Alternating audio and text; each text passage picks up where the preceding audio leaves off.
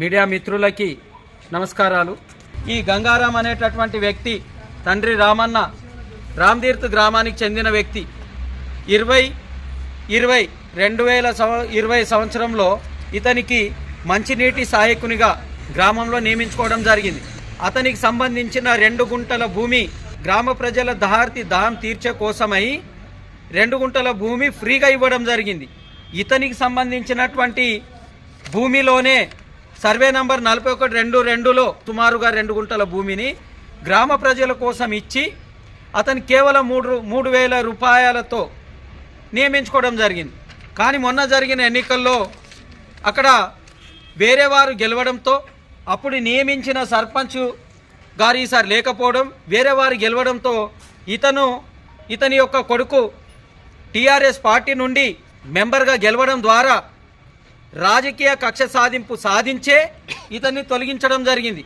ఆ విధంగా చేయాలంటే కంకిలో కూడా చాలా తీసేయగలుగుతాం। మేము కంకిలో గెలిచింది మేము రాజకీయమే చేద్దాం, రాజకీయం సమయం లోపలనే రాజకీయాలు చేద్దాం, తప్పిస్తే గ్రామాలని ఖరాబ్ చేయొద్దని కాంగ్రెస్ నాయకులకి రిక్వెస్ట్ చేస్తున్నాను।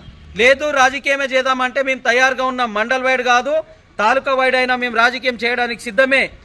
లేదు సామరస్యంగా అందరు మంచిగా ఉందామంటే మంచిగా ఉండే ప్రయత్నం చేస్తాం, కానీ ఇలా మేము గుచ్చి నవ్వుతామంటే చక్కగా ఉండదు। ఇలాంటి రామతీర్థంలో జరిగిన ఘటన మరీ ఏ గ్రామంలో ఏ మండలంలో కూడా జరగకుండా కాంగ్రెస్ వారైనా టీఆర్ఎస్ అయినా బీజేపీ వారైనా అందరు సహకరించి కలిసిమెలిసి ఉందాం, లేదంటే పోరాటాలు తప్పవు। ఎంపీడీ ఆఫీసులు, గ్రామ పంచాయతీలు, ఎంఆర్ఓ ఆఫీసులు, కలెక్టరేట్లు అన్ని దిగ్బంధం చేయడానికి కూడా మేము సిద్ధంగా ఉంటామని హెచ్చరిస్తున్నాం। అదే కాకుండా తుర్కవాడగామలో పెంటన్న అనే వ్యక్తి కూడా ఉంటే 1 ఎకరం భూమి ఇవ్వడం జరిగింది సంపు కోసం, మనకు ఫిల్టర్ వాటర్ అయ్యి కంటి గ్రామానికి ఇక్కడ చుట్టుముట్టు గ్రామాలకు అతని భూమిలో నుండి వస్తాయి, అతని కూడా తొలగించడం జరిగింది। ఈ రాజకీయాలు బంద్ చేయాలని చెప్తున్నాం, లేదంటే చక్కగా ఉండదు। ఇక చెప్పొద్దు, మంచిగా ఉందాం, కలిసిమెలిసి ఉందాం। ఇన్నాళ్ళు టీఆర్ఎస్ గవర్నమెంట్ ఉన్నప్పుడు మేము ఎవరి జోలికి పోలేదు, మీరు కూడా దయచేసి మా జోలికి రావద్దని చెప్తున్నాం।